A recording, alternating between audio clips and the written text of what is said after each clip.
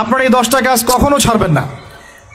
আমাকে ওয়াদা করেন এই 10টা কাজ আপনারা বাচ্চাদের ফিউচারের স্বার্থে কখনো ছাড়বেন না ইনশাআল্লাহ। তো আমার 10টা নসিহত হচ্ছে, এক, যে আমাদের বাচ্চাদেরকে ওদের লক্ষ্যটাকে স্থির করাবেন। ওদের জীবনের লক্ষ্যটাকে 1 নাম্বার, ওদের জীবনের লক্ষ্য হবে জান্নাত। এবং আমাদের বরেণ্য যে মানে সিংহ পুরুষরা আছেন উম্মার, ওদেরকে চিনাই দিবেন, ওদের মতো ওদেরকে হতে বলবেন। তোমাকে হামজার মতো হতে হবে, তোমাকে খালিদের মতো হতে হবে, তোমাকে ওমর ইবনে খাত্তাবের মতো হতে হবে, তোমাকে আলী ইবনে আবি তালেবের মতো হতে হবে, তোমাকে মারিয়াম আলাইহিস সালামের মতো হতে হবে, তোমাকে আয়েশার মতো হতে হবে। এই চেতনাগুলো ছোটোবেলা থেকে ওর মধ্যে ইনস্টল করেন। ও সামনে একটা রোল মডেল দেখবে যে আমাকে এরকম হতে হবে। এইসব ক্যাটরিনা সব ফেলান, এগুলা টরিমনি সব ফেলান, এগুলো বাদ দেন। যা চলতেছে যে সাকিব টাকিব সব বন্ধ করেন। এইসবে কোনো ফিউচার নাই। এসব ফিউচার হয়তো দুনিয়াতে কিছু দিতে পারে, কিন্তু পরকালে আল্লাহ পাকের আযাব গজব থেকে বাঁচার কোনো অপশন নাই। 2 নাম্বার, সন্তানকে নিজের মনে করবেন না। সন্তানকে মনে করবেন এটা আল্লাহর আমানত আপনার কাছে। এই আমার ছেলে, এটা আমার ছেলে না, এই ছেলেটা আল্লাহ পাক আমাকে দিয়েছেন। বিশ্বাস করেন আমরা তো ওকে নেওয়ার জন্য চেষ্টাও করি নাই। এমন হয়নি আপনাদের সময়? সন্তান না চেষ্টা করতো সন্তান আসে নাই? কোনো ক্ষেত্রে এমন হয়েছে সন্তান নষ্ট করার মানুষ চেষ্টা করছে, তাও সন্তান আল্লাহ দিয়েছেন। সন্তান আমার না, সন্তান আল্লাহর দেওয়া, আমার কাছে আমানত। একে যদি আমি সুসন্তান রূপে মানুষ না করি, আগামী দিনে ওমর না বানাই, তাহলে আল্লাহ আমাকে ধরবেন। That's all. 1 নাম্বার, সন্তানকে ওর গন্তব্য চেনাবেন, ওকে আমাদের সিংহ পুরুষদেরকে পরিচয় করাই দিবেন, ওর মতো তাদের মতো হতে বলবেন। এবং সন্তানকে আপনার নিজের মনে করবেন না, সন্তানকে মনে করবেন আল্লাহর দেওয়া জাস্ট একটা আমানত। 3 নাম্বার, সর্বোচ্চ সেরা কারিকুলাম যারা দিচ্ছে ওই রকম প্রতিষ্ঠানে আপনি ওকে পড়াবেন। এরকম প্রতিষ্ঠান যদি সরকার দেয় তাহলে সরকারি প্রতিষ্ঠানে পড়াবেন, আমার কোনো সমস্যা নেই। যদি না দেয় তাহলে বেসরকারি, আর যদি বেসরকারিও না থাকে তাহলে আমরা গড়ে তুলব ইনশাআল্লাহ তাআলা। 3 নাম্বার হচ্ছে এটা, 3 নাম্বার। 4 নাম্বার, আল্লাহর ওয়াস্তে, এটা আমি প্রথমে বলতে চাইছিলাম, আল্লাহর ওয়াস্তে ডিভাইসের এডিকশন থেকে বাচ্চাদেরকে বাঁচান। ডিভাইসের এডিকশন এত মারাত্মক যে আমি নিজে এখন কোরআনের আয়াত ভুলে যাচ্ছি দিন দিন। এই ডিভাইস আমার হাতে যেটা আছে এটা একটা পয়জন, এটা একটা হিপনোটাইজ করার যন্ত্র মানুষকে। এই মোবাইলের এডিকশন থেকে বাচ্চাদেরকে বাঁচাবেন আল্লাহর ওয়াস্তে। যদি আপনি বাচ্চাকে হাফেজ বানাতে চান, আলেম বানাতে চান, কারি বানাতে চান, মুহাদ্দিসা বানাতে চান, এটা হাতে থাকলে আপনি পারবেন না। এটাতে এডিক্টেড হয়ে গেলে আপনি কোনোভাবেই বাচ্চাকে মেমোরি ধরে রাখতে পারবেন না। বহু হাফেজে কোরআন ভুলে গেছে দিন দিন এটার কারণে। এটার মধ্যে অ্যাডাল্ট্রি অনেক কিছু আছে, ওরা এগুলো বোঝে, ওরা এগুলো এখন বোঝে, কিন্তু ওরা ছোট নাই এখন। এগুলো একটা কার্টুন দেখতে গিয়ে ওরা 10টা দেখে ফেলবে, আজে বাজে জিনিস দেখে ফেলবে। এটার মানে ব্যবহারটাকে নিয়ন্ত্রণ করেন, ডিভাইস এডিকশনটা বন্ধ করেন। আল্লাহ পাক তৌফিক দান করেন, আমিন। 5 নাম্বার হচ্ছে ম্যানুফ্যাকচার্ড কোনো খাবার বাচ্চাদেরকে খাওয়াবেন না। ফিজিক্যালি ওদেরকে ফিট রাখার চেষ্টা করবেন। ম্যানুফ্যাকচার্ড খাবার মানে একটু আগে দেখলাম যে বাইরের খাবারগুলো এটা খাচ্ছে, চিপস টিপস ইত্যাদি, এগুলা ওর হজম শক্তি নষ্ট করবে, ফিজিক্যাল স্ট্রেংথ নষ্ট করবে, ওর মেমোরি শার্প হতে দিবে না। ওকে ভিতর থেকে ওই যে একটা শব্দ একটু আগে বলেছে এক ভাই যে ব্রয়লার মুরগি বানাই দিবে, আসলেই তাই বানাই দিবে।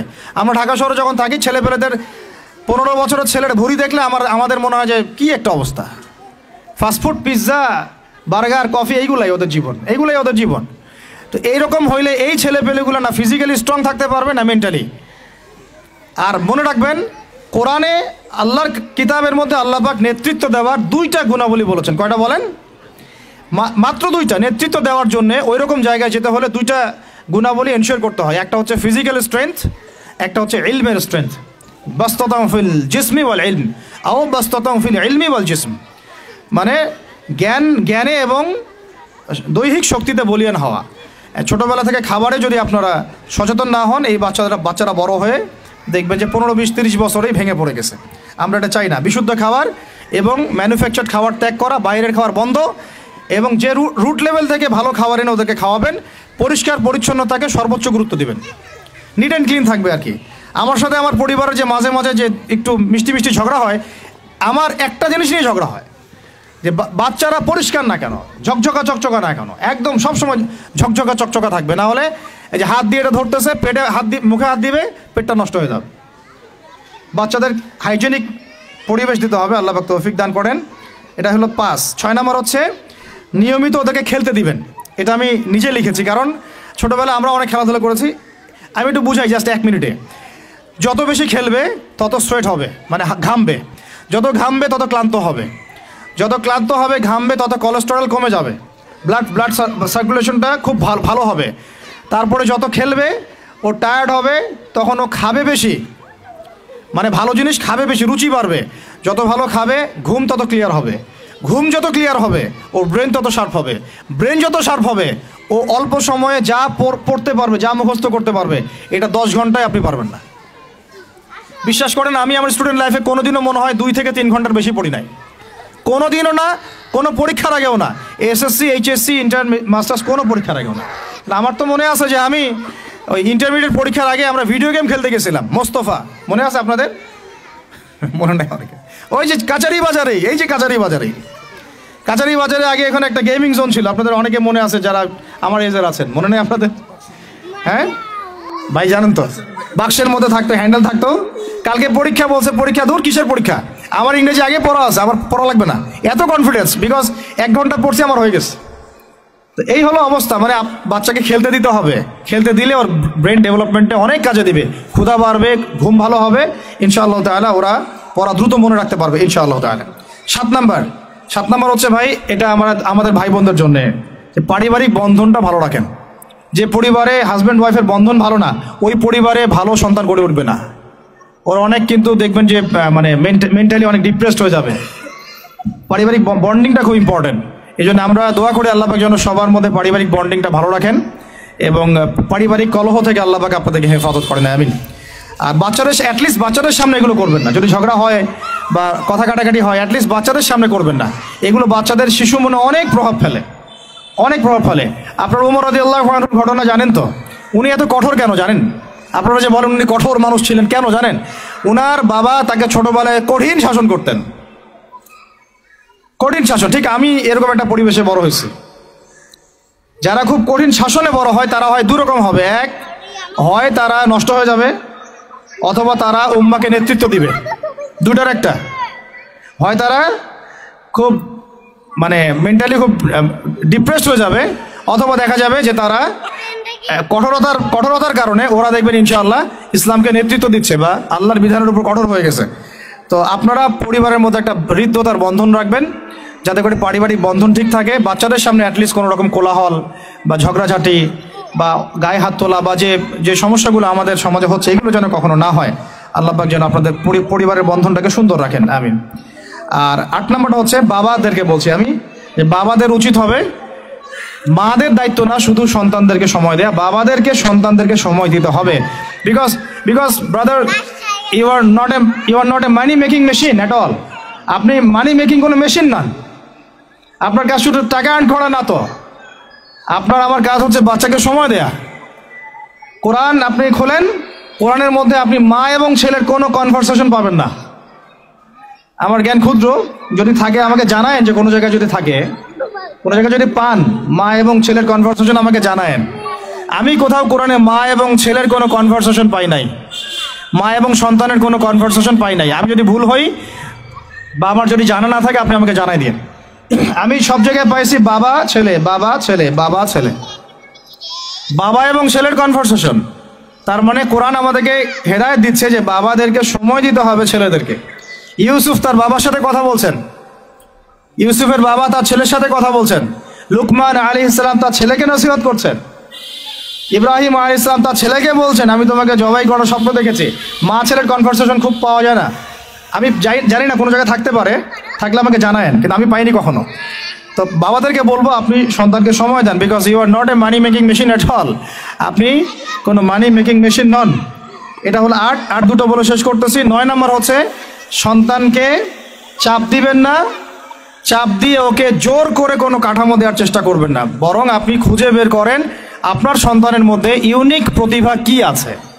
এই মেয়েটার মধ্যে হয়তো একটা প্রতিভা আছে যেটা আমার মেয়ের মধ্যে নাই, এর মধ্যে একটা প্রতিভা আছে ইউনিক যেটা ওর মধ্যে নাই, ওই ছেলেটার মধ্যে একটা প্রতিভা আছে যেটা আবার এই মেয়ের মধ্যে নাই।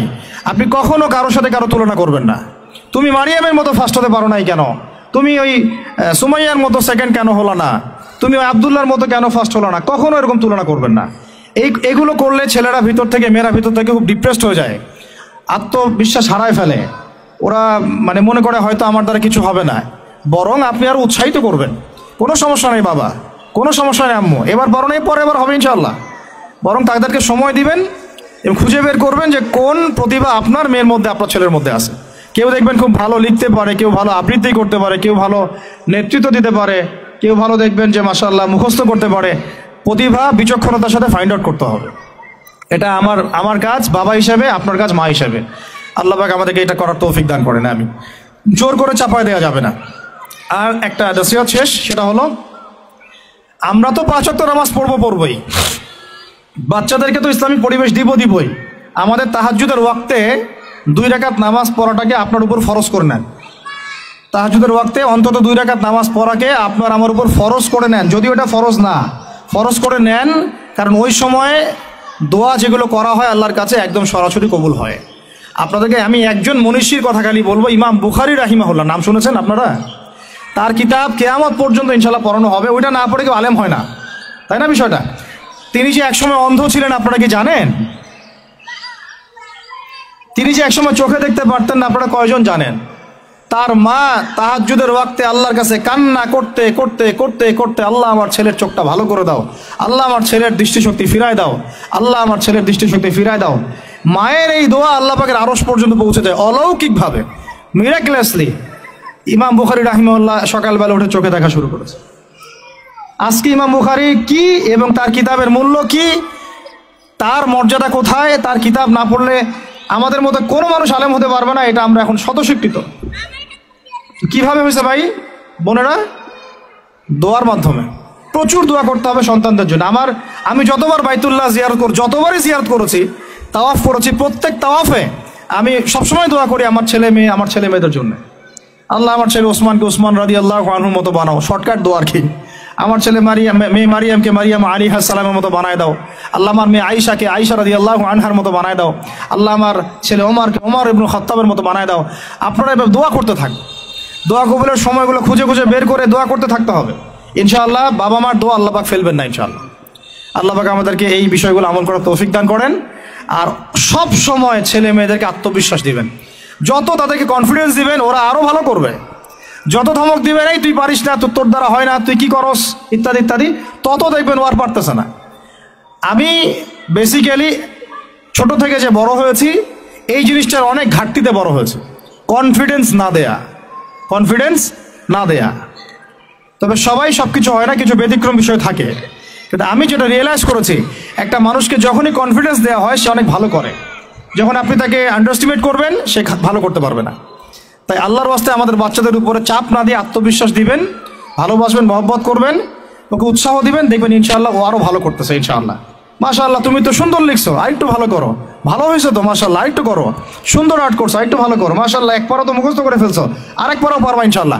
ওকে এইভাবে বুস্ট আপ করতে থাকেন ইনশাআল্লাহ তাআলা। দেখবেন এভাবে যদি একটা পরিকল্পনা মাফিক আমরা আগাই, জাস্ট 20টা বছর সবর করি যদি আমরা, আল্লাহ পাক যেন আমাদেরকে তৌফিক দান করেন, টানা 20 বছর যদি আমরা নেক হায়াতের সাথে এভাবে রাত দিন 24 ঘন্টা নিরলস দিনের কাজ করতে পারি, অ্যাটলিস্ট এডুকেশন সেক্টরে, আমাদের তো পলিটিক্যাল সেকশন নাই, ইকোনমিক সেকশন আমাদের হাতে নাই, অ্যাটলিস্ট শিক্ষা সেক্টরে যদি আমরা এভাবে কাজ করতে পারি, আগামী 20 বছরে বাংলাদেশের শিক্ষা ক্ষেত্রের হুলিয়া পরিবর্তন করে ফেলা সম্ভব ইনশাআল্লাহ। কারণ সব কিছু নতুন করে করা লাগবে না, আমরা শুধু সমন্বয় করব, পরিবেশ করব এবং আমাদের জানমাল, সময়, শ্রম, জমি জমা এগুলো ওয়াকফ করবো ইনশাআল্লাহ আল্লাহর জন্য। এবং এগুলো করলে লাভ কি হবে? ওই বিখ্যাত হাদিসটা দিয়ে শেষ করতেছি, যে নবী সাল্লাল্লাহু আলাইহি ওয়াসাল্লাম বলেছেন, ইযা মাতাল ইনসান, যখন মানুষ ইন্তেকাল করবে বা করে, ইনকাতা আনহু আমালু, তার আমল নামাটা কেটে দেওয়া হয়, বন্ধ হয়ে যায়। ইল্লা সালাস, 3টা রাস্তা খালি জারি থাকে। 1 নম্বরই হচ্ছে সাদাকায়ে জারিয়া, মানে এমন সাদাকা, এমন কন্ট্রিবিউশন যেটা আমার ইন্তেকাল, আপনার ইন্তেকালের পরেও একেবারে চলতে থাকবে, লং টাইম সাস্টেন করতে থাকবে, এটা একটা। 2 নম্বর ওয়ালাদুন সালেহ, আমার নেককার সন্তান বা আপনার নেককার সন্তান, যে আপনার আমার জন্য কালকে আমাদের মানে পরকালে বারজাখের জীবনে আমরা যখন থাকবো তখন তারা দোয়া করতে থাকবে। আর আমি বলছি আমার ওমরই শুধু আমার ছেলে না, আপনাদের সবার সন্তান আমার সন্তান, আপনাদের সবার মেয়ে আমার মেয়ে।